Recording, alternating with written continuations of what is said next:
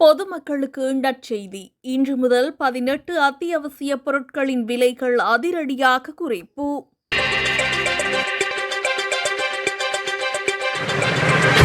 லங்கா சதச நிறுவனம் 18 அத்தியாவசிய உணவுப் பொருட்களின் விலைகளை குறைப்பதற்கு தீர்மானித்துள்ளது.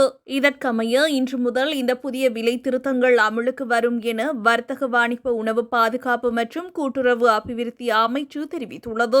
இதற்கமைய பெரிய வெங்காயம் 30 ரூபாவாலும், வெள்ளை சீனி 10 ரூபாவாலும், சிவப்பு பருப்பு 30 ரூபாவாலும், வெள்ளை தட்டை பருப்பு 70 ரூபாவாலும், சிவப்பு தட்டை பருப்பு 70 ரூபாவாலும், மைசூர் பருப்பு 20 ரூபாவாலும், கொண்டை கடலை 25 ரூபாவாலும், பாசிப்பயறு 26 ரூபாவாலும், வெள்ளை உளுந்து 110 ரூபாவாலும், நிலக்கடலை 169 ரூபாவாலும், கொத்தமல்லி 60 ரூபாவாலும், கோதுமை மா 6 ரூபாவாலும், சிவப்பு பச்சரிசி 10 ரூபாவாலும், சிவப்பு சம்பா 11 ரூபாவாலும், சம்பா அரிசி 1 ரூபாவாலும், வெள்ளை நாட்டரிசி 6 ரூபாவாலும், சிவப்பு நாட்டரிசி 21 ரூபாவாலும், பொன்னி சம்பா 3 ரூபாவாலும் குறைப்பதற்கு தீர்மானித்துள்ளதாக அமைச்சு தெரிவித்துள்ளது. இறக்குமதி செய்யப்பட்ட பொருட்களின் விலை அதிகரிப்பு காரணமாக பொதுமக்களுக்கு ஏற்பட்டுள்ள சுமையை குறைக்கும் நோக்கில் அரசாங்க பொறிமுறையை அதிகபட்சமாக பயன்படுத்தி இந்த விலை குறைப்பு நடவடிக்கை மேற்கொள்ளப்பட்டுள்ளதாக வர்த்தக வாணிப உணவு பாதுகாப்பு மற்றும்